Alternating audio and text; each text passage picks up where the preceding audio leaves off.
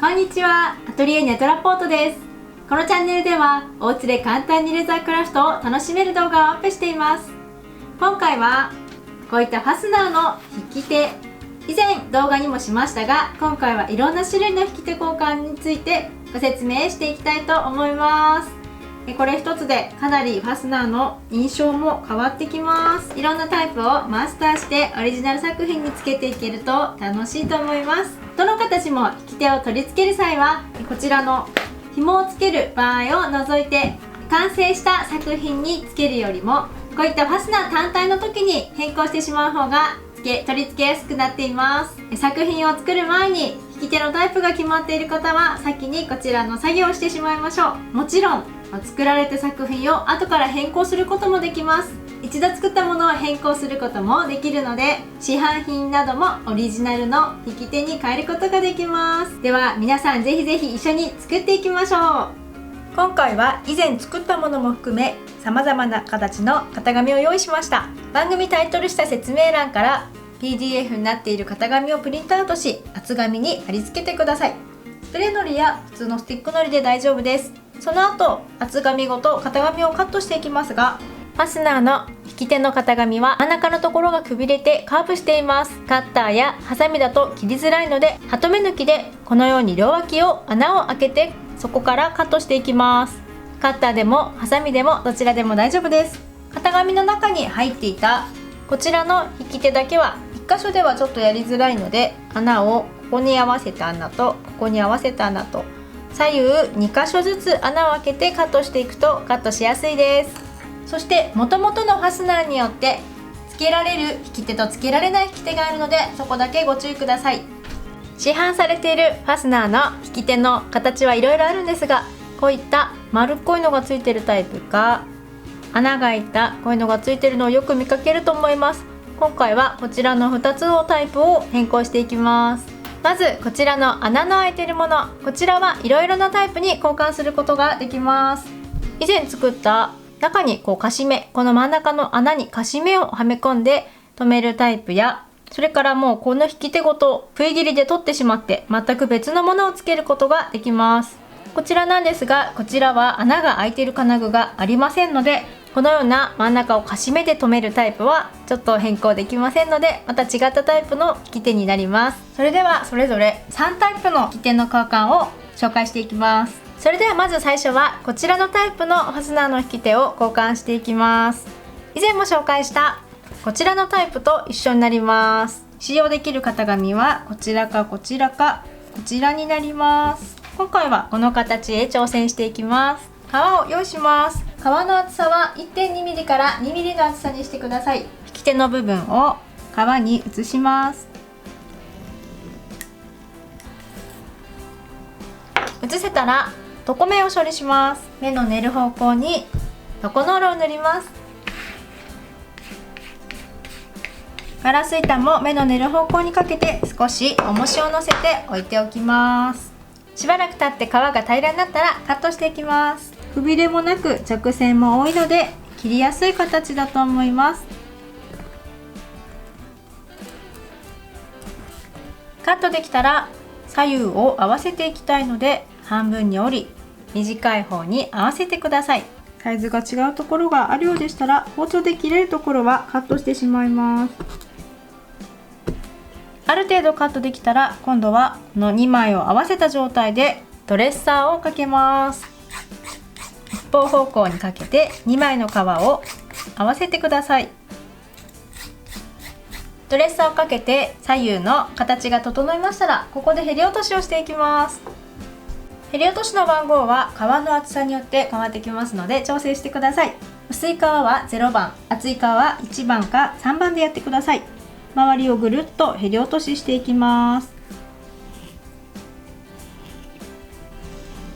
へり落としができたらこちらを磨いていきます。床ノールです。コバの部分に床ノールを塗って乾かないうちにウエスで磨いていきます。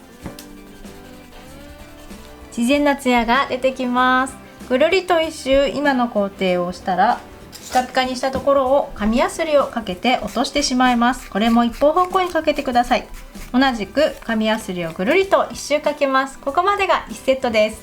もう一度トコノールを塗って磨いて削る。3回目トコノールを塗ってピカピカに磨いたら完成になります。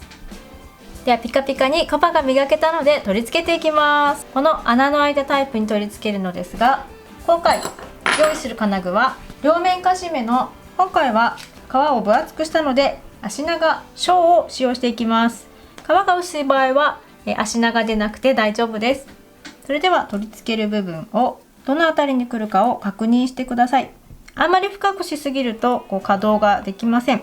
浅すぎるとここが止まりませんので、金具が入っても大丈夫なところを想定してカシメの位置を決めていきます。このぐらいで留めていこうと思いますので、この辺りだなというところに一度印をつけます。この穴は外れていると止まりませんので注意してください。このような形でポチッと印をつけます。ではここに両面カシメの足の短い方を置きまして、この位置でいいなという先ほどの印の上でギュッと押して穴を開ける印を移します。ここに穴を開けていきます。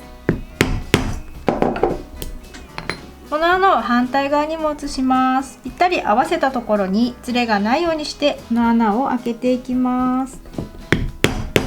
そうしましたら引き手を挟んで足の長い方を入れていきます。そして上から足の短い方を入れて、この状態で留めていきます。少し打ちづらくなりますが、ずれないように押さえてしっかり打ち付けていきます。しっかり止まっていることを確認してください。これでこのタイプの引き手が完成しました。すごい可愛らしいですね。あるとなしでは結構雰囲気が変わってきます。では次の引き手に取り掛かりましょう。次はこちらの紐タイプをつけていきます。取り付けていくのはこちらの丸っこいタイプでも穴の開いたタイプでもどちらでも取り付けが可能です。すごく簡単に済ませたい方はもうここに取り付けてしまっても大丈夫ですが、今回はこの食い切りで切っていきます。さらに金具を追加していきます。こちらの小さい D カンを取り付けていきます。このまっすぐなところの内径が 6mm のものになります。ではまず革紐を作っていきます。厚さは先ほどと同じで 1.2mm から 2mm ぐらいの革であれば作ることができます。今回はこちらほどは長くしないので、長さは 18cm ぐらいあれば大丈夫だと思います。まず1本定規で線を引いてカットして直線を出しておきます。そこにディバイダーで 4mm の線を引きます。これをカットします。このような形です。それではファスナーについているこの部分を切ってしまいます。先ほど紹介した食い切りでこの引き手の本体と本体に取り付いているこの細くなっている右側と左側をそれぞれ切っていきます。この細くなっているところなら比較的切りやすいので、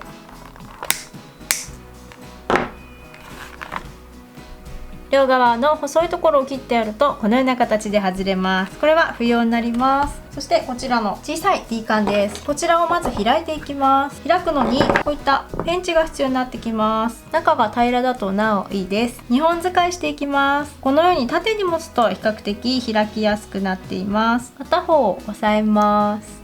もう反対も同じように押さえていきます。縦にやるとすごくやりやすいです。この状態で前後に開いています。この状態をここに通していきます。ここですね。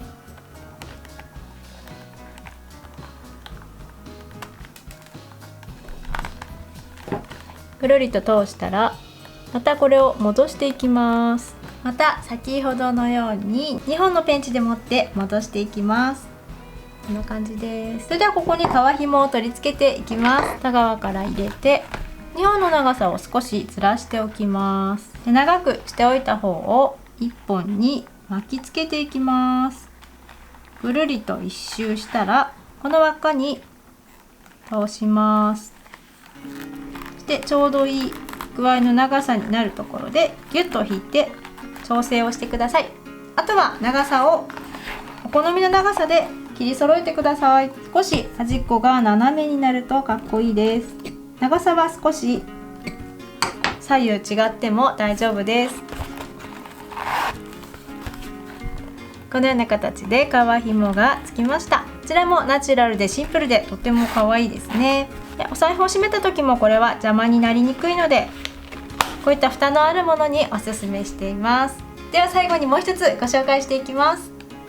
最後はこちらのタイプの引き手になります。こちらは貼り付けた後縫っていきますので、今までとちょっと工程が変わってきます。取り付けられるファスナーはこういった丸っこいのがついているものも、さっき使った穴が開いてる方のファスナーの方でもどちらでも取り付けることができますが、先ほどと同様こちらのミニ D カンが必要になります。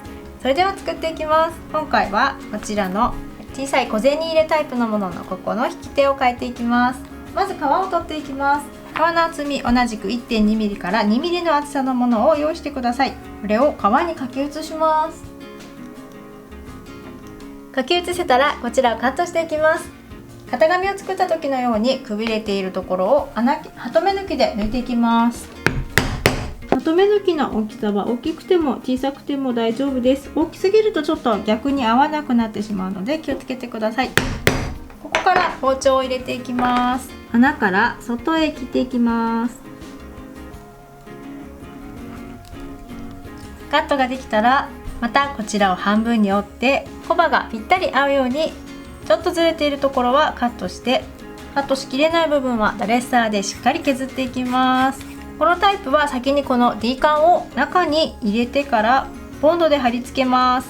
ボンドで貼り付けた後、ここをきれいにするのが少し難しくなるので、くびれから前後に 1cm、左右ともここだけ先にへり落としをして磨きをかけてしまいます。シュリンクレザーの方は一度固めてからへりを落としていきます。くびれから前後に 1cm のところのコバにココノールを塗り、柔らかくて削れないので一度コバをしっかり直角になるように磨きをかけておきます。上からだけしっかり磨いてください。こうすることでコバの角が立ってへり落としがしやすくなります。今回は0番を使用していきます。削れるところはへり落としでこのように削ってください。一番くびれているところ、へり落とし難しいので紙やすりで大丈夫です。それではここをもう一度トコノールをつけて先ほどのように磨きをかけていきます。くびれているところだけ磨きがかかりピカピカになっています。今の段階ではここだけで大丈夫です。それでは先に取り付けていきます。本体を用意してこのボールの部分の根元のこの丸を切ってしまいます。これも両脇に杭切りを入れて2箇所切っていくとポロッと外れます。こちらは不要になります。先ほどの D カンを取り付けます。同じくペンチで縦方向に持ってこのようにずらした状態で広げていきます。ファスナーのこの部分に通したら今度はこのまま締めずにもうちょっと広げましょう。今回はもうちょっと広げます。まま締めずにここに皮を挟んでいきます。さっき磨いたこちらの皮、ミニ D カンの平らな方にこの皮がつきます。この間をくぐらせてこの状態でまたD カンを平らに戻していきます。少し大変なんですが D カンのここが平らになったらここをボンドで留めていきます。